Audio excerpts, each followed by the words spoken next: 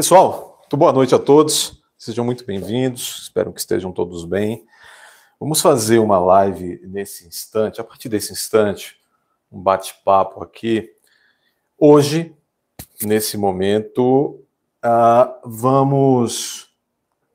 essa live vai ser um pouco diferente, onde nós transbordaremos um pouco o assunto, o tema tradicional aqui, que é mais uma abordagem jurídica, né? Uma aplicação do direito, de diferentes ramos de direito a situações concretas que têm acontecido no nosso dia a dia, mas hoje vamos fazer uma abordagem mais levando em consideração elementos de política internacional, de geopolítica, talvez algumas coisas de história da guerra, de história propriamente dita. Nós estamos passando, já não é de hoje, mas, como dizem alguns bons analistas do tema, principalmente depois da crise mundial sanitária, está havendo um afunilamento, está havendo uma aceleração de alguns processos de, talvez, transformação vamos dizer assim, do que se chama de ordem mundial. Muitos têm apontado que o fim, ou talvez o contexto pelo qual passamos dessa crise sanitária tem acelerado um processo de discussão ou de objetivo daquela tentativa de se implantar no mundo aquilo que muitos já chamam há anos de uma nova ordem mundial. Ora, a atual, se ela não está ainda inteira, mas ainda há bastante reflexos dela, vamos chamar então de atual ordem mundial, porque, ao que consta, ela é atual porque não foi rompida ainda, não se estabeleceu ainda a chamada nova ordem mundial, não oficialmente, mas a atual, que alguns já estão considerando meio passada, meio já velha ordem mundial, é aquela ordem, é aquele estado de coisas em que ainda aqueles países, ou a maioria daqueles países que saíram vencedores no pós-Segunda Guerra Mundial, notadamente os Estados Unidos, é que davam as cartas. As cartas econômicas, as cartas financeiras, as cartas culturais, de uma maneira ampla dizendo, né? Notadamente, aquela que ainda seria a atual ordem mundial, à beira, prestes a ser ultrapassada pela nova ordem mundial, seria uma ordem, um estado de coisas internacional, capitaneado pela figura do Capitão América. Vamos aqui aproveitar para fazermos aqui uma licença poética com um personagem norte-americano. Então, o tio Sam, o Capitão América, os Estados Unidos, na velha ordem mundial, ou ainda na atual, prestes a ser ultrapassada, segundo alguns analistas, seria, então, os Estados Unidos o comandante, claro, ladeado ao seu lado ali com parceiros que seriam os protagonistas da atual, eu repito, já quase ultrapassada ordem mundial. Ou seja, no mundo pós-Segunda Guerra Mundial, no mundo pós-Guerra Fria, por uma série de fatores que eu não vou aprofundar aqui, não é o objetivo, e talvez nem tenha capacidade para tal, mas a construção de um processo histórico ao longo a partir da segunda década do século XX até, pelo menos, o início do século XXI, Esse período é um período conhecido como uma determinada ordem mundial, ditada pelos Estados Unidos no comando dela, ladeado, como eu disse, por outros parceiros, países, parceiros internacionais. A exemplo, por exemplo, daqueles países que, em algum momento, compunham a União Europeia, compunham também a Ordem do Atlântico Norte, a Organização do Atlântico Norte, a OTAN, e mesmo a Inglaterra, que agora não faz parte mais da União Europeia, mas sempre foi um parceiro protagonista dos Estados Unidos. E nessa ainda atual ordem mundial, alguns países corriam por fora. Alguns que tinham sido protagonistas num passado recente, como a Rússia, tinha perdido prestígio e capacidade econômica e tal, durante todo o pós-Guerra Fria, mas há alguns países tidos como párias por todo o século XX, a partir dos anos 90, foram silenciosa e habilidosamente crescendo, como a China, a ponto de ultrapassar o Japão em importância, e hoje a China desponta, segundo alguns analistas, como justamente a protagonista, ou, vamos dizer assim, a capitã, a dona deste grupo de países que ultrapassarão o protagonismo dos Estados Unidos e se tornarão e comandarão e serão a chamada nova ordem mundial. A partir, então, do momento em que, de fato, se acontecer o estabelecimento dessa nova ordem mundial capitaneada pela China, certamente haverá, e já está havendo, modificações culturais no mundo, de uma forma geral, culturais tanto comportamental, como em termos de valores, e aí valores religiosos, valores artísticos, cultural no sentido até de mercado, de preferência, o que é que produz, o que é que compra, o que é que vende, visão política. Então, nós, desde o pós-Segunda Guerra, todos nós que atualmente estamos sobre a superfície terrestre, respiramos e estamos vivos, nós nascemos, nossos pais, nossos avós, já sob esta ainda atual ordem mundial, capitaneada pelos Estados Unidos, conhecido e tido, principalmente desbravado, fixado na nossa mente pelo cinema, os Estados Unidos como o xerife do mundo, que buscava levar aos quatro cantos da Terra o American Way of Life, o modo americano de vida, o modo americano de viver, tido ocidentalmente falando como o modo mais civilizado. Eu digo aqui, não estou concordando com isso, nem discordando, estou tentando fazer uma análise das coisas. Então, essa ordem mundial ainda atual, que muitos dizem que já foi ultrapassada por uma nova ordem mundial, capitaneada pela China, mas que eu prefiro dizer que ainda estamos na velha ordem mundial. Eu não enxergo ainda oficialmente essa ultrapassagem. Talvez em pouco tempo.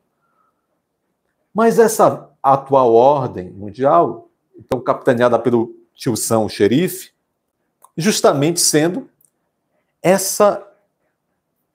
Eu acho que essa expressão cunhada muito ali por certa doutrina do American Way of Life, o modo americano de determinar e ditar o que é democracia, o que é civilizado. Então, nos acostumamos, e nossos pais e avós, durante todo o século XX, e até a primeira década desse século XXI, a verificar os Estados Unidos se arvorando aí aos quatro cantos do mundo, e muitas vezes, ou na maioria delas, sem serem convidados, os americanos, a exportarem, a levarem esse American Way of Life, essa democracia. Estados Unidos desejando exportar a democracia para o Oriente Médio, exportar a democracia para o mundo islâmico, para a Ásia, para a África, para a América do Sul, e assim foi. Essa era a atual, ou para alguns, velha ordem mundial. Ocorre que, como eu disse, uns dizem que não foi tão assim ingenuidade, não foi tanto dormir no ponto, mas não dormir do ponto dos Estados Unidos. Ali, a partir da primeira metade da década de 90, os chineses começaram silenciosamente a levantar um voo e estão onde hoje estão. O mundo hoje, em certos aspectos, é inteiramente dominante é inteiramente dependente da China. A China é um grande, muitas vezes o maior parceiro econômico de muitos países no mundo, mas a China, com a população imensa que todos sabemos, ela tem necessidades. E quando ela começou, depois de enriquecer, a andar pelos 4 cantos do mundo buscando vamos dizer, garantir a sobrevivência do seu povo, abrir mercado consumidor, mas também comprar matéria-prima, alimentos e matéria-prima, commodities de outros povos, em determinado momento a China também deve ter se convencido que questão de sobrevivência também é influência. É influência. E hoje, já não é de hoje, mas principalmente nos últimos anos, e principalmente no pré e nesse pós-crise sanitária, e também porque houve um recuo daquele perfil norte-americano de tentar estar influenciando em todos os 5 continentes, ao passo que, principalmente do governo Obama para trás, do governo Obama em diante, se verificou que os Estados Unidos foi se desinteressando por estar desempenhando esse papel de xerifão nos 4 cantos do mundo. E também no pós-Obama, o próprio Trump, ele se desvinculou, ele se desinteressou por algumas divididas de bola em alguns pontos do globo, que ele achou que aquilo ali era desperdício de dinheiro norte-americano, de energia, de vidas americanas. Estados Unidos, então, foi esvaziando essa visão de mundo dele de que tinha que estar presente e influenciando cada ponto do globo terrestre. Ao passo que, como nós sabemos, na teoria do poder, não existe vácuo de poder. Se os Estados Unidos, que influenciava, mantinha um poder de influência em certas áreas, em certos países, ele se ausentou de lá, algum player, algum jogador, algum país desse cenário internacional, por óbvio, tinha que ocupar esse espaço. E assim vem fazendo a China. A China percebeu que ela tinha que, em certa medida, repetir os Estados Unidos na busca de se tornar uma espécie de xerife também. Hoje temos o que poderíamos chamar de um xerife chinês. Então, hoje nós notamos uma influência forte da China tentando mediar conflitos no Oriente Médio, tentando mediar conflitos entre árabes, com um grande poder de influência também na geopolítica e na economia da América do Sul tão vizinha que é dos Estados Unidos. Esse é o atual contexto mundial, onde a China, com a reserva imensa de ouro, com a reserva imensa de dólares e, com certeza, com a reserva imensa de outras moedas valorizadas, a China... E o pessoal, vou chegar onde eu quero, viu, da live. É só para realmente fazer esse introito, que é importante para entender a minha visão de onde estamos atualmente. Então, a China, por todos esses aspectos, seja pela própria ousadia, por esse planejamento de se realmente, depois que enriqueceu, a China quer deixar de ser apenas considerada um novo rico. Ela quer ser oligarquia mundial. Senão, A China quer ser o comandante mundial. Isso está muito claro. Então, tal qual os Estados Unidos, na atual ordem, na ordem que parece que está desfalecendo, esfarelando, os Estados Unidos era o capitão e tinha ali fortes parceiros ao seu lado, a China, que quer ser o capitão do mundo, ela também está ali conquistando e atrás dos seus parceiros fortes. A exemplo da Rússia, a exemplo do Irã, a exemplo da Arábia Saudita, que durante todo o século XX foi um forte parceiro dos Estados Unidos no mundo árabe. A China está meio que seduzindo a América, a Arábia Saudita. E a América do Sul também.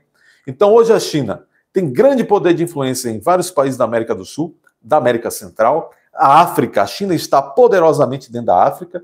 A China aumenta o seu raio de influência também na Ásia. Né? A China... E aí, vamos começar.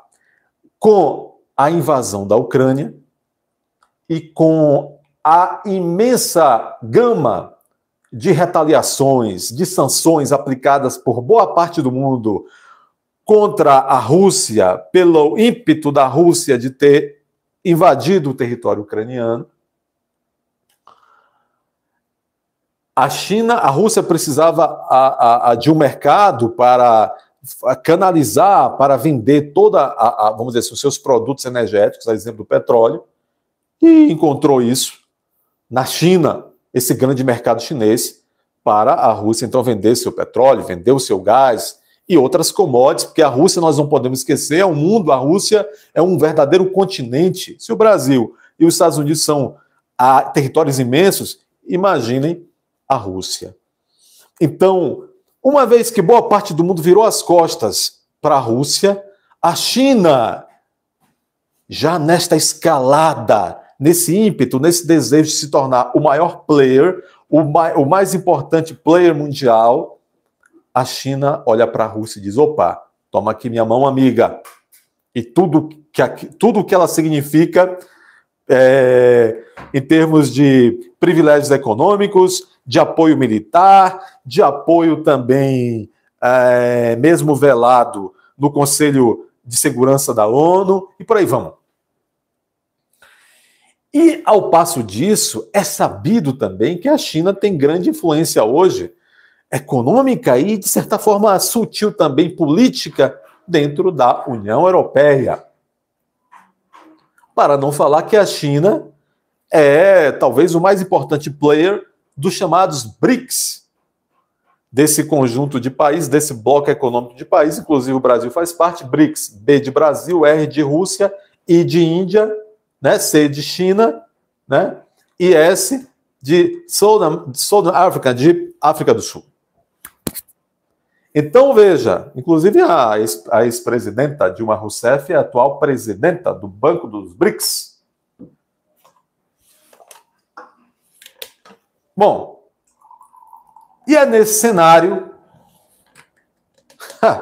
que já há pelo menos uma década a União Europeia e a Organização Atlântico Norte, o braço armado da União Europeia, inclusive os Estados Unidos, mesmo não sendo europeu, faz parte da OTAN, que é a Organização Atlântico Norte, braço armado da União Europeia.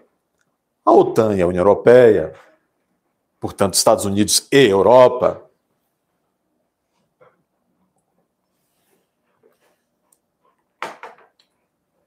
não se sabe o porquê das quantas, e ao mesmo tempo se sabe, se imagina. Hoje é sabido que, pelo menos, e de maneira mais ostensiva, ao longo da última década, a União Europeia, a OTAN, / Estados Unidos, tratou, sim, de sutilmente, às vezes, menos sutilmente outras, de passar a construir uma espécie de processo de sedução da Ucrânia para a Ucrânia europeia, que é, mas, para você ter uma ideia, a Ucrânia é se considerarmos a Rússia, que a Rússia tem uma grande dificuldade, a própria Rússia, e os cientistas políticos, os especialistas, de se determinar se a Rússia é Europa, se a Rússia é algo que não é Europa, não é nada, a Rússia é a Rússia.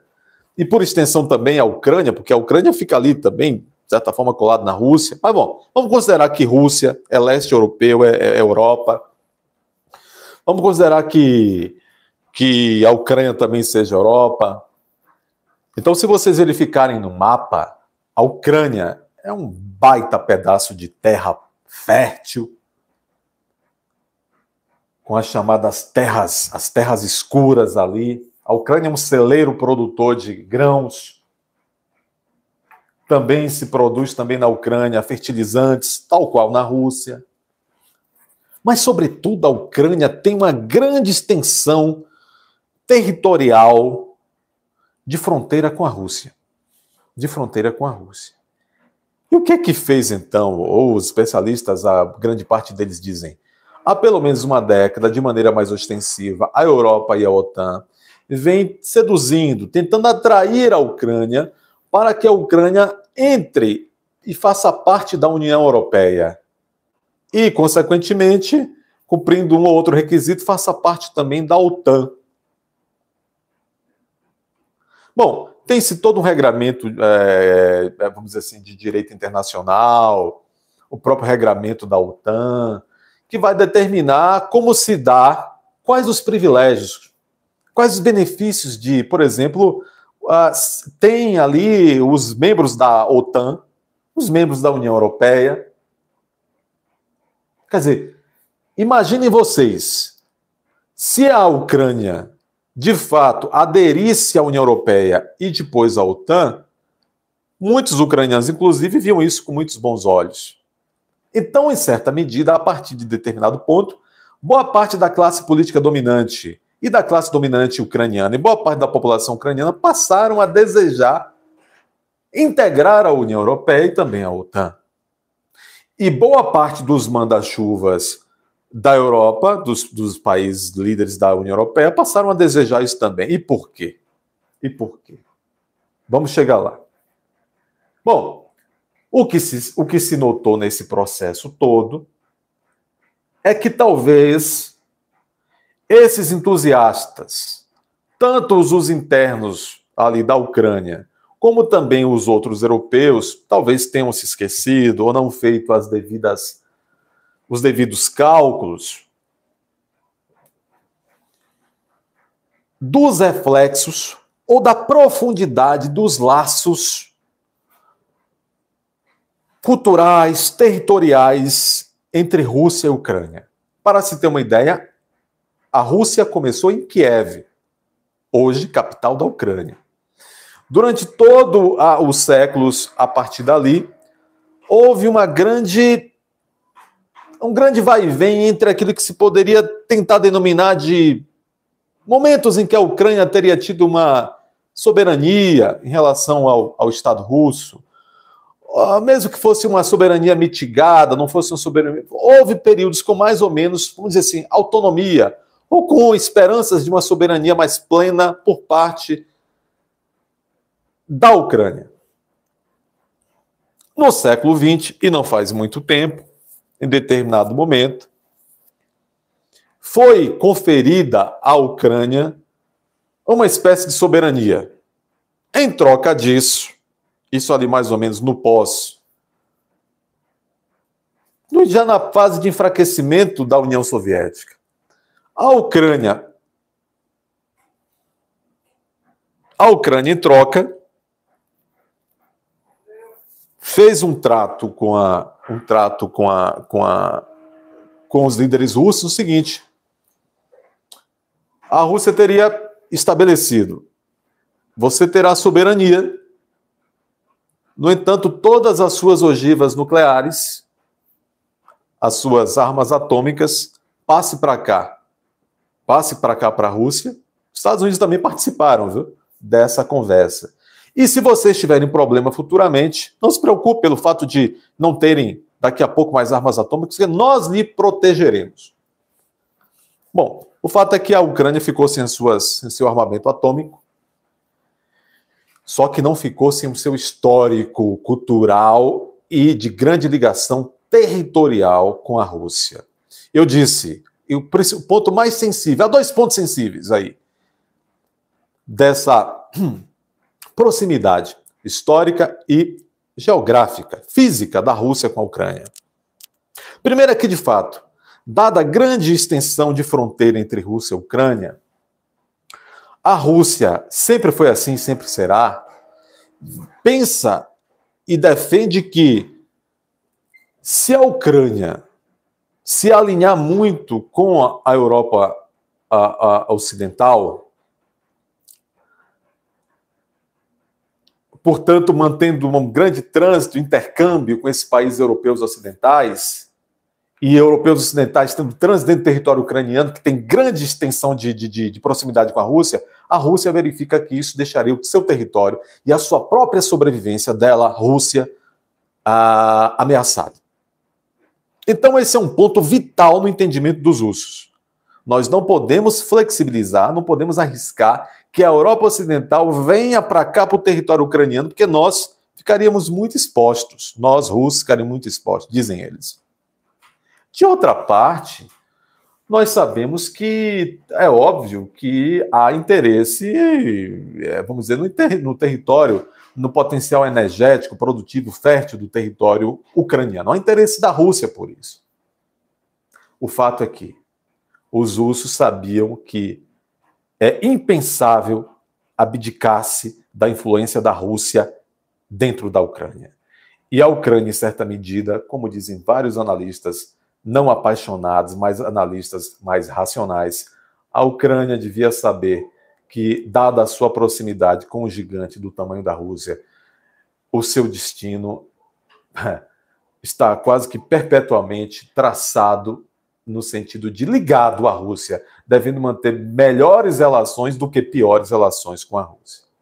Mesmo assim, os europeus, isso é visto, basta analisar, tentaram sim essas conversações, essa sedução para que a Ucrânia adentrasse a União Europeia e, por consequência, já adentraria a OTAN. E os russos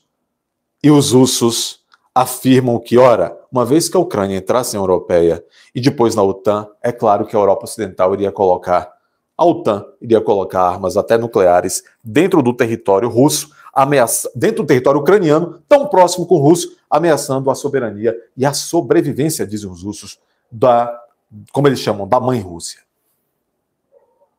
E é nesse contexto, nesse estica-estica, quase que suicida, que se deu, e aqui eu não estou defendendo a legitimidade ou o direito da Rússia invadir a Ucrânia, estou lendo a situação. É nesse puxa-estica que se deu toda aquela imensa aproximação militar russa da fronteira ucraniana e que se deu invasão, que se vem dando a guerra até agora, e que depois a Rússia, já desde o primeiro momento, vem sofrendo as consequências, sofreu no início as consequências de algumas sanções, e agora os analistas dizem, os mais próximos, que, ressalvado um aspecto ou outro, a Rússia já não sofre tanto. A Rússia hoje está, o rublo, que é a moeda russa, se desvalorizou fortemente logo após a invasão e as sanções consequentes. Hoje o rublo já voltou a um patamar de valorização até superior ao pré-guerra, ao anti-guerra. A Rússia abriu novos mercados, né? Abriu novos mercados. E, no entanto, a guerra continua. De fato, está havendo coisas estranhíssimas no sentido de que, uma vez que a Ucrânia, nem antes da guerra, durante a guerra, a Ucrânia ainda não se tornou um país da União Europeia, e muito menos da OTAN, mesmo assim, vários países europeus, indiretamente, e às vezes, a cada vez mais, na verdade, diretamente, vêm alimentando ali o poder de fogo, vamos dizer assim, de organização militar da Ucrânia. Muitos analistas de guerra internacional, inclusive, vêm apontando que a OTAN vem ultrapassando a linha do que lhe seria permitido. Porque, ora bem, se, por exemplo, a Finlândia agora há pouco entrou na OTAN, na União Europeia e também na OTAN. Então, Por exemplo, como a Finlândia já é um país agora da União Europeia, barra OTAN, qualquer agressão, porque diz lá o regimento da OTAN, se qualquer um dos membros da OTAN, dos países europeus, membros da OTAN, for atingido, for agredido por qualquer país, todos os membros da OTAN vão em seu socorro. No entanto, a Ucrânia não é membro da OTAN. No entanto, está havendo, de fato, grande ajuda militar de países ocidentais, de países europeus, para a Ucrânia. O que se teme é que essa dinâmica típica que está ocorrendo, fala-se até em nova Guerra Fria, que seria essa nova Guerra Fria, seria uma primeira etapa dessa nova ordem mundial, né? Uma guerra, um estado de guerra, de terceira guerra mundial ainda não declarado, mas já existente. Fala-se nisso. Pelo menos uma Guerra Fria. Muito palavreado, muita sanção para lá, sanção para cá, de um país para outro, de um bloco para outro. E é nesse contexto de uma guerra onde se tem de fato um invasor que invade um território ou outro, a Rússia invadindo a Ucrânia. É nesse contexto que você tem um gigante, como eu comecei dizendo nesse vídeo, no início dessa live, como a China, que aproveita, é um oportunista, olha para toda a comunidade dos países ali, comunidade internacional, verifica qual é a necessidade de cada um, qual é o alinhamento que cada um já tem, ou está desejando ter, ou está precisando de um empurrãozinho para ter, e a China está cada vez mais, vamos dizer, buscando realmente pavimentar esta nova ordem mundial. E a China, a curto prazo, muitos temem que concretize um interesse e um objetivo histórico da China, que é reaver a ilha de Taiwan. Originariamente, a Taiwan fazia parte da China continental, e quando a Revolução Comunista de Mao Tse-tung na China, mais ou menos em metade do século XX, o status quo, a elite dominante de então, despejada do poder com os seus, vamos dizer, com o seu agrupamento mais íntimo e os seus auxiliares e os seus simpatizantes, fogem da China continental, fogem da China neocomunista para a ilha de Taiwan, e lá está até hoje. A ilha de Taiwan, sempre aliada dos Estados Unidos, há inclusive uma tratativa, um acordo, um compromisso histórico dos Estados Unidos se comprometendo a proteger a ilha de Taiwan de qualquer ameaça ou invasão chinesa. Ou seja, muitos acham que a invasão, e toda semana já está tendo ali aproximação, exercícios da China, exercícios militares cada vez mais próximos de Taiwan, que é próximo da China continental. Então, muitos acham que a invasão da China, a China invadir Taiwan é questão de tempo. Veja o tabuleiro internacional de todos esses já existentes conflitos e prováveis futuros conflitos. E eu, na minha análise modesta, creio que, salvo o imponderável, eu creio que esse é um caminho bastante provável. E a China certamente não vislumbra um outro cenário internacional mais propício para retomar Taiwan pela via militar do que este, se de fato for o desejo da China de retomar aquele território. Talvez a China tenha outros objetivos e esteja usando isso como elemento de dispersão. Talvez a China nem deseje tanto tomar Taiwan de forma militar. Talvez tenha objetivos, nesse momento, mais lucrativos. Então, é neste cenário que muitos dizem de pré-guerra, pré-terceira guerra mundial, é neste cenário de pré-nova ordem mundial, onde já se fala, inclusive, esse bloco capitaneado pela China, inclusive os BRICS, que eu já mencionei. Se fala, isso já tem alguns anos, e o Lula E o Lula nessa viagem, aí já entrando realmente na cereja da live, o Lula nessa viagem recente para a China, ele verbalizou de forma expressa a necessidade de o mundo se tornar menos dependente do dólar. Seria uma desdolarização de parte importante de países pelo mundo. Fala-se, sim, cada vez mais, que se não a principal ferramenta de instituição de alcance dessa nova ordem mundial, capitaneada e protagonizada pela China, seria justamente a cada vez mais e depois total desvinculação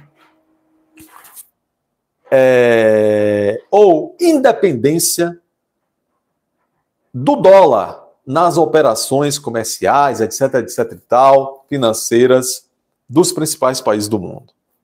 Ou seja, muitos dizem que o que ainda segura os Estados Unidos como ainda protagonista do mundo, ou que ainda segura o fiapinho ali, que ainda segura a velha ordem mundial para o estabelecimento de uma nova... O que ainda segura seria ainda a grande dependência, mas cada vez menor dependência do dólar pelo mundo. É sabido que já há grandes passos para se pôr em prática isso, para se criar nesses países que estão esboçando, desenhando essa nova ordem mundial, se esboçar outras formas que não a dependência do dólar para fazer suas transações. E isso já está em curso.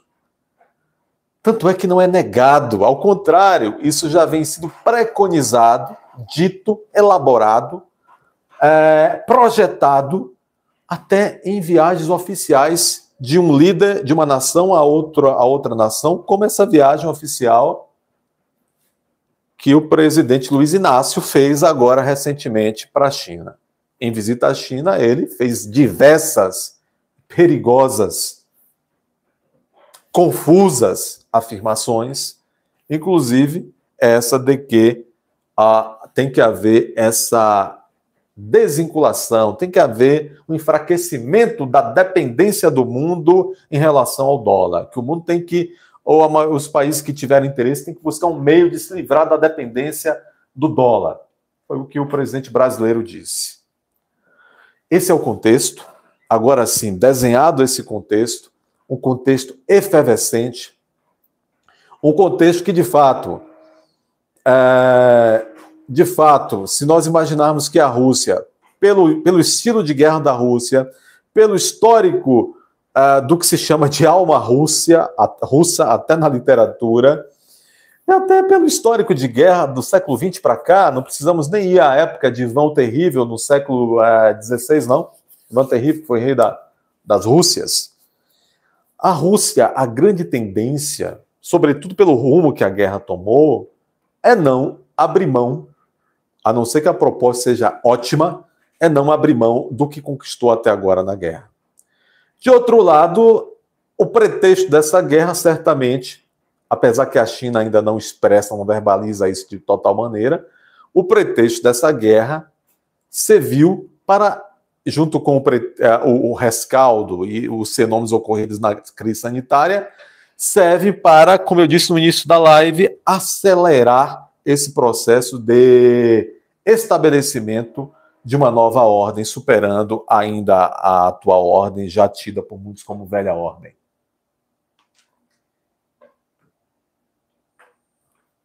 Nós temos um contexto de ebulição.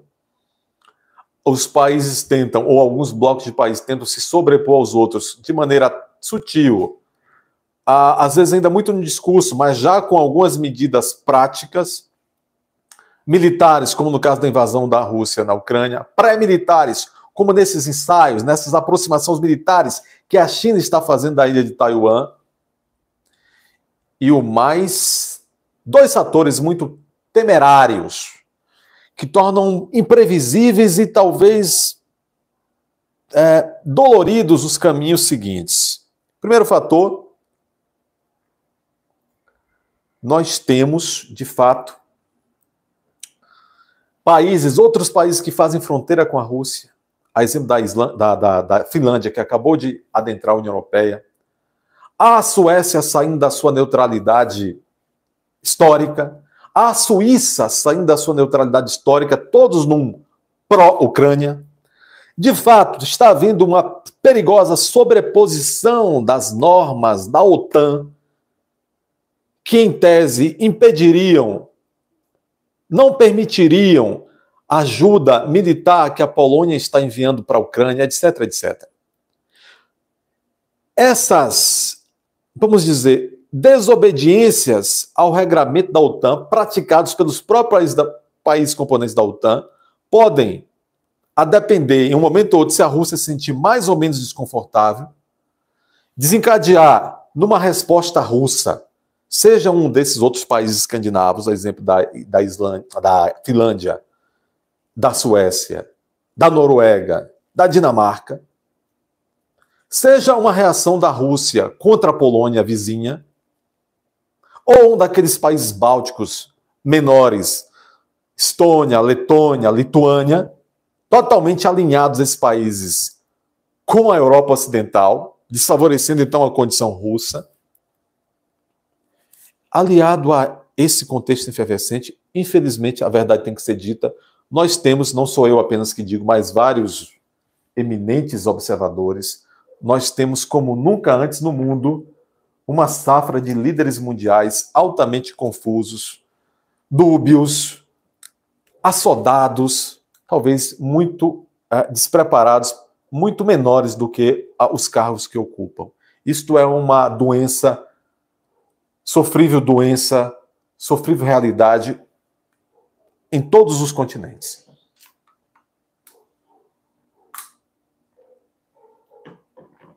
E esse cenário todo de beligerância, de imprevisibilidade bélica, ainda traz o problema da economia. Porque se tentaram estrangular a Rússia em determinado momento, a Rússia arranjou e resolveu o problema dela vendendo para a China, conversando com os árabes.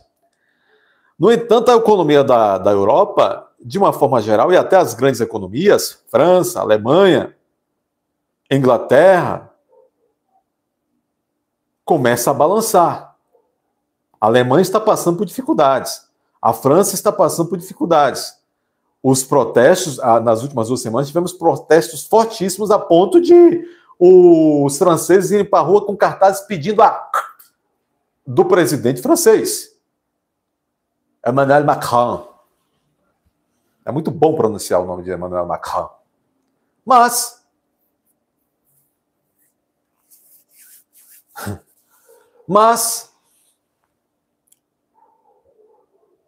Então, nesse cenário todo, com a economia esfarelando e os próprios Estados Unidos passando por dificuldades também econômicas,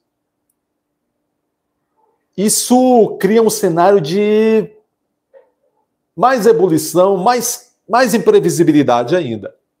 Bom, pessoal, agora aqui no minuto... Quanto tempo tem de live? Mari, quanto tempo tem de live?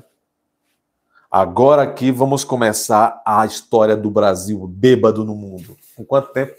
44. Pessoal, essa live de hoje é um pouco guardada as devidas proporções de genialidade para o exemplo que eu vou dar e também de profundidade. Esta live de hoje é um pouco parecido com os Sertões de Euclides da Cunha, né? Os Sertões, você sabe, tem 2 partes. A primeira parte o Euclides da Cunha quer saber se o leitor ele é capaz de atravessar toda aquela descrição árida, tecnicista, que dá a base justamente para chegar na segunda parte e você realmente degustar com mais sabor, com mais confortabilidade, aproveitar melhor a segunda parte, porque já tem as ferramentas obtidas depois de percorrer o caminho mais árido da primeira parte. Então, aqui até para fazer uma homenagem ao Euclides da Cunha, que eu gosto muito, esse livro é genial também, essa primeira live é isso. Esse primeiro momento, 45 minutos de live, teorizando um pouco sobre política internacional, geopolítica internacional, história da guerra, etc, etc. Agora vamos falar sobre qual é a do Brasil nesse contexto perigosíssimo. Me lembro que tem um filme antigo chamado O Ébrio. Ébrio é um nome, é um vocábulo mais empolado para bebum, ou para bêbado, ou para bêbado, ou para etílico. Um filme que fez muito sucesso no início do século XX, O Ébrio. Tinha uma pegada assim de musical, filme brasileiro, né? E o Brasil, sem o romantismo daquele ébrio do filme, apaixonado e que descontava na pinga as suas desilusões, parece que o Brasil, nesse momento, eu não estou conseguindo visualizar outra leitura que não essa. Se o ébrio do filme tinha lá a paixão, a desilusão amorosa para mergulhar, esquecer da vida, fugir da vida, da realidade, mergulhar na pinga, esse bêbado brasileiro, que é o Estado brasileiro, talvez nesse cenário perigoso internacional, parece que é um bêbado sem causa. Se temos a figura do rebelde sem causa, o Brasil, nesse momento, no cenário internacional, perigoso cenário internacional, está aí a figurar como um bêbado sem causa. Está a desfilar. O Brasil está a desfilar no cenário internacional como um bêbado sem causa.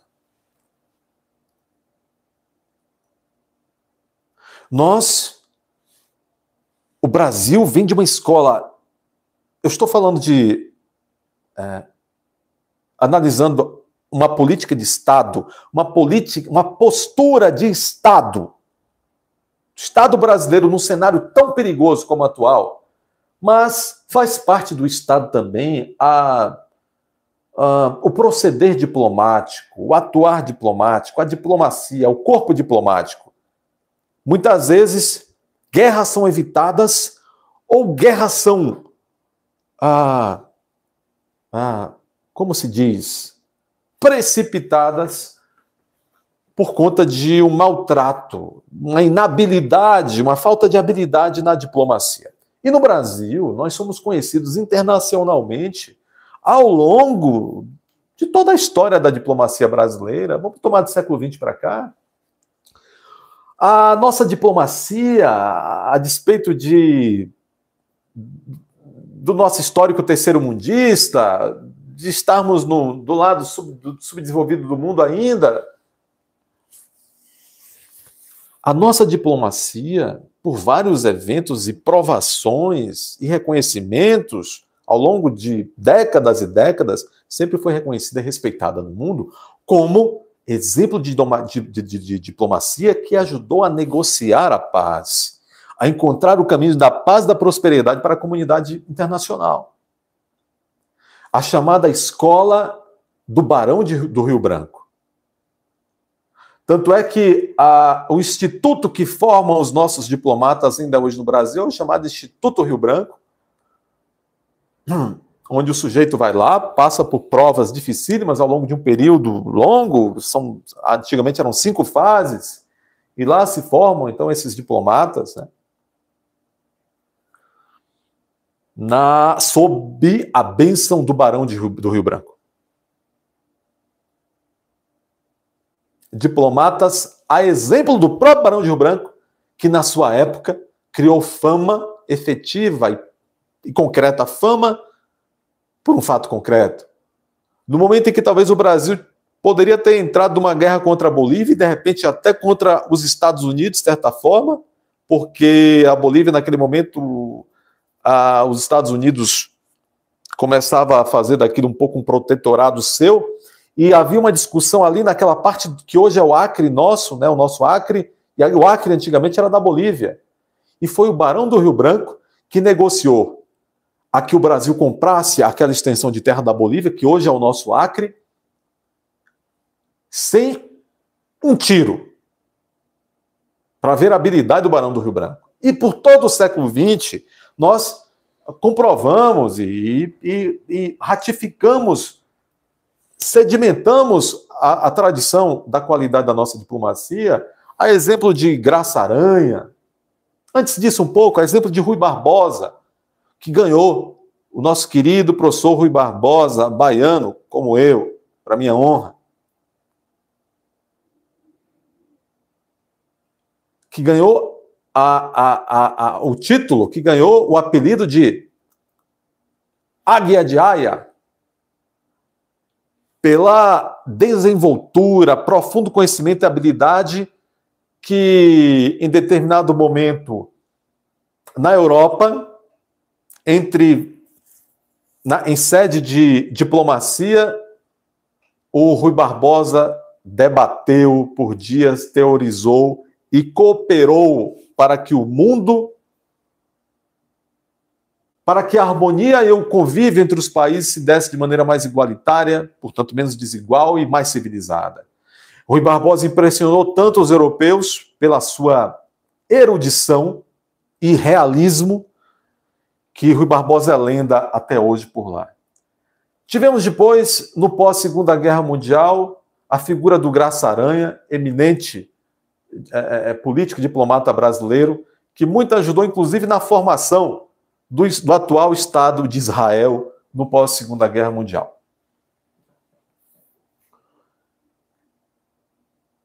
Em algum momento, a nossa diplomacia, nas últimas décadas, passou a degringolar. E aí vou dar um salto. E chegamos hoje, em 2023, com todos esses dilemas e desafios pululantes que eu narrei ao longo dos primeiros 45 minutos dessa live, e tudo aquilo que construímos enquanto um Estado habilidoso, um Estado realista, o Estado brasileiro que eu digo, toda a nossa tradição enquanto Estado nacional de ter a dignidade, a lucidez, a habilidade de nos colocarmos no cenário internacional como, se não, um país... é óbvio que nós sabemos que tem países com muito mais, vamos dizer, cuja opinião, cuja uma sugestão vai ter muito mais peso que o Brasil. Nós sabemos, né? Pelo menos aí uns outros 8 países, 10 países.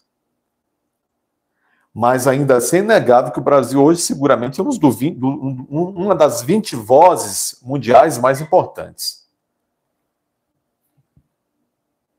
Então é um grande dilema para um corpo diplomático, para um chefe. O interessante dizer que no Brasil, na nossa república, nós vivemos sob o regime presidencialista.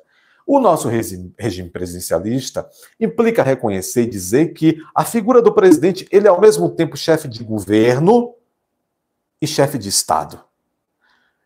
Na acepção de chefe do governo, ele vai se interar junto aqui com os 3 poderes, para a boa governança interna, para as aprovações vamos dizer assim, daquelas estratégias, daquela programação para o dia a dia prático, para a segurança nacional, para a economia, para a qualidade de vida da população, etc.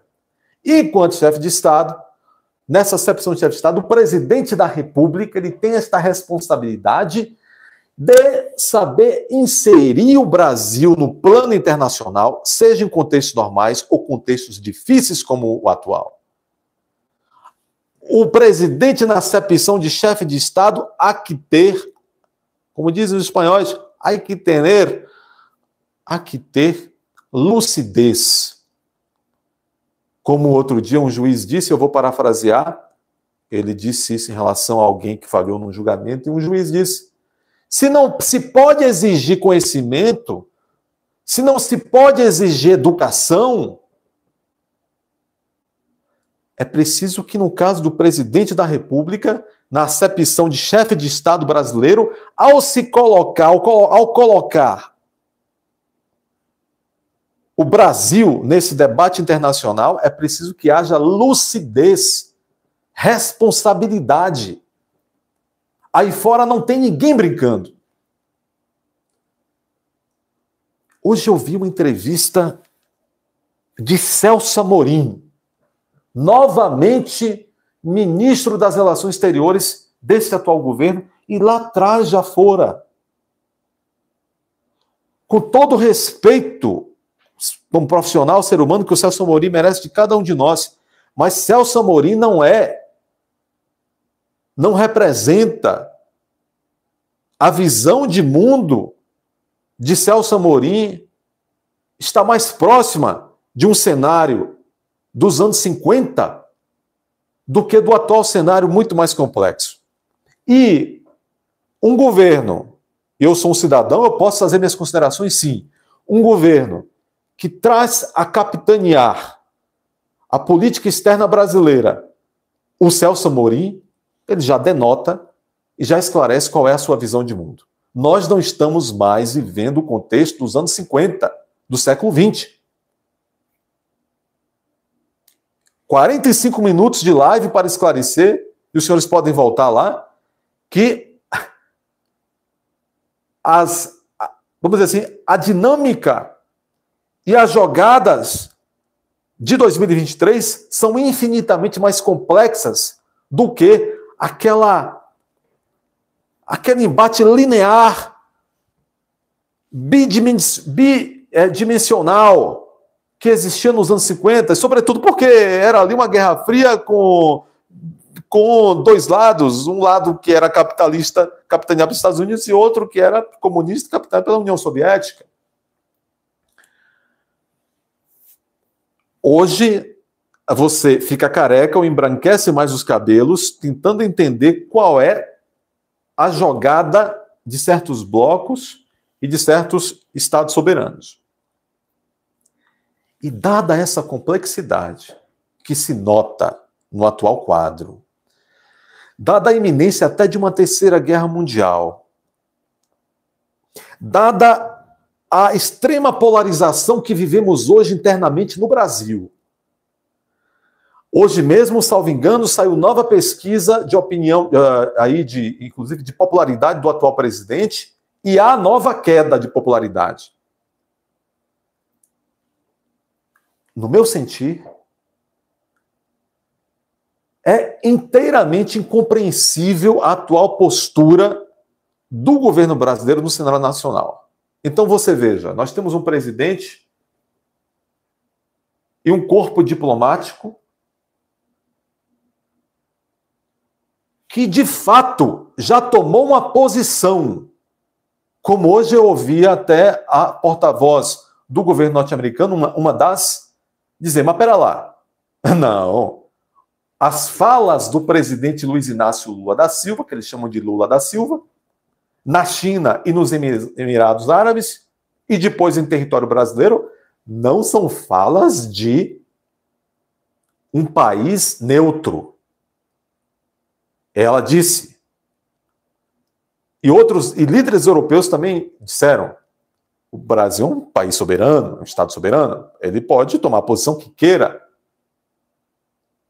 embora tudo tenha consequências. Então, num cenário tão nebuloso, tão complexo, tão multifacetado, há que se ter cuidado. Há que não se preconizar e definir alinhamentos e alianças de maneira assodada, precoce.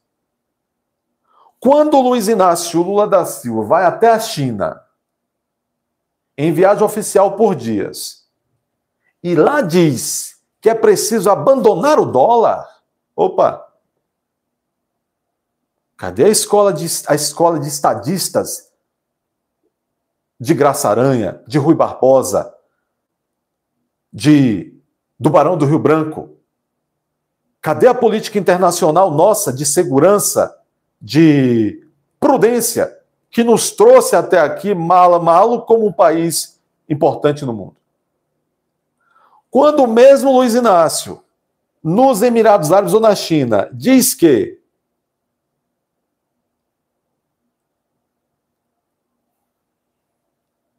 a Ucrânia, ele mais ou menos disse que a Ucrânia tem certa culpa pela guerra não ter se definido ainda, não ter acabado, e que mais? E disse mais. E aí eu acho que de maneira extremamente afrontosa, o chefe de Estado, seja o presidente, o primeiro-ministro, um monarca, por exemplo, da Inglaterra, ou agora já vai ser coroado o rei Charles, é chefe de Estado, o rei da Espanha, príncipe Felipe, é chefe de Estado. Então, o Lula é o chefe de Estado. O chefe de Estado não pode ser tão precipitado. Porque o que ele disse em relação à Europa e os Estados Unidos, ele disse, verbalmente o Lula disse, que a guerra não acabou ainda, principalmente porque a Europa e os Estados Unidos estão desejando e estão fazendo por onde prolongar-se a guerra entre Rússia e Ucrânia. E aí o Lula volta para o Brasil e diz,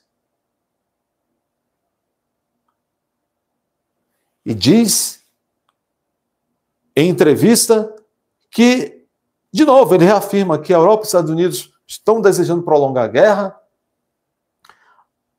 e deu como exemplo o fato de o primeiro-ministro alemão ter vindo ao Brasil visitá-lo, e aí abro aspas, segundo o presidente brasileiro, que o primeiro-ministro alemão teria exigido que ele, Lula, o Brasil, enviasse mísseis para a Ucrânia. E que, evidentemente, aspas, ele disse que, evidentemente, negou o envio dos mísseis. Veja que ele está revelando um suposto conteúdo altamente sensível de uma conversa entre dois líderes de países importantes mundiais, Brasil e Alemanha, num cenário talvez de pré-guerra.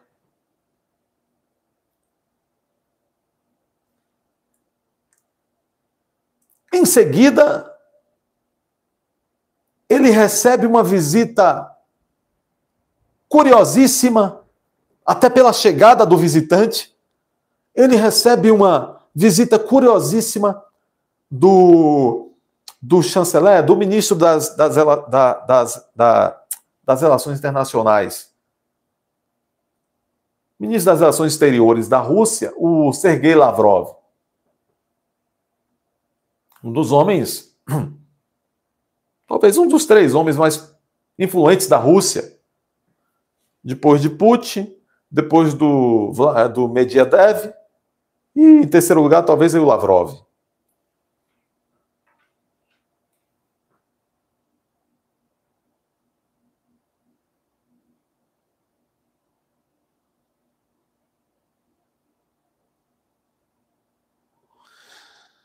Matheus Felipe, Deus lhe abençoe. Muito obrigado pelo elogio, tá certo? Tudo que você projeta em mim, certamente é o que você tem no seu abençoado íntimo. Deus te abençoe. Bom, se é que eu entendi aí o seu comentário. Se não, me perdoe e continue abençoado. Bom, e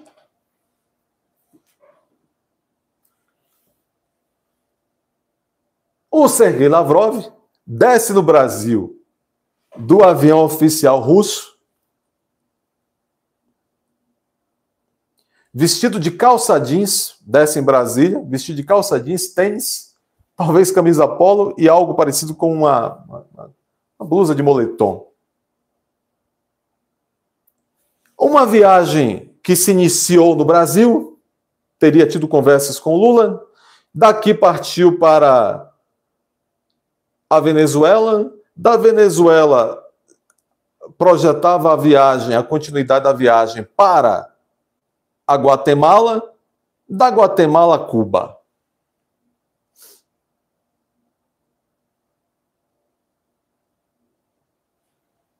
Já basta, né? Sem comentários. Já pelo espectro da prática política e democrática, vamos assim dizer, dos visitados, e uma vez que o Brasil foi visitado nesta mesma ocasião, já diz muita coisa. Após receber o Lavrov, o presidente Luiz Inácio Lula da Silva começou a emitir declarações tentando ou buscando comprovar sua neutralidade no atual cenário.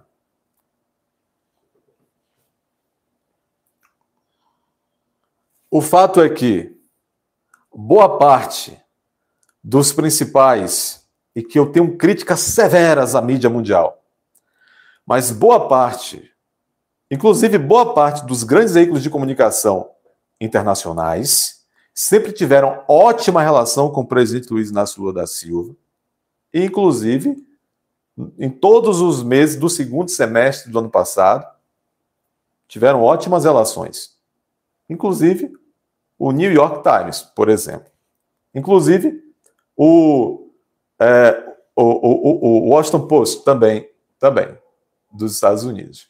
No entanto, absolutamente, ou quase que absolutamente, todos os principais veículos de comunicação internacionais manifestaram grande preocupação com as palavras confusas do chefe de Estado brasileiro. No pré-visita à China, durante a visita à China e no retorno à China. Então, eu tenho dito, amigos, se imaginarmos a deflagração de uma guerra internacional hoje, não há outro caminho.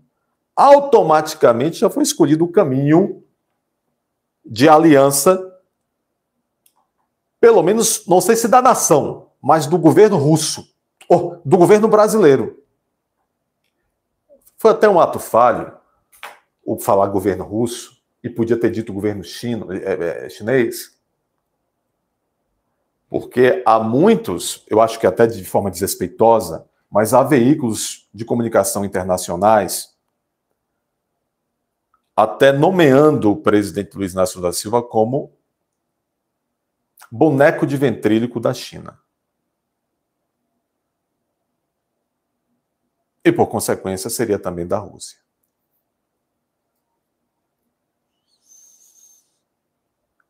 No cenário internacional, a palavra vale muito. A palavra o sigilo das conversações vale muito.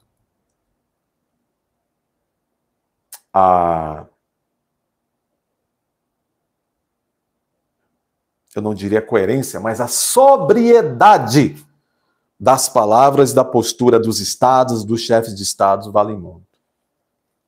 Então, caminhando para o final, eu dizia, se estoura hoje a Terceira Guerra Mundial, automaticamente o atual governo brasileiro está obrigado a se alinhar ao bloco Rússia, China, Coreia do Norte, Guatemala, Cuba, Venezuela, Irã.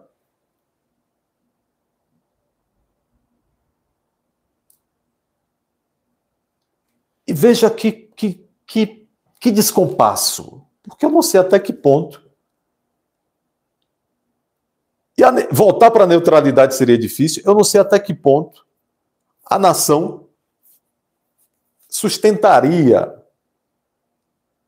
fundamentaria, daria base, daria apoio para esse alinhamento com esses países citados. Nós temos uma relação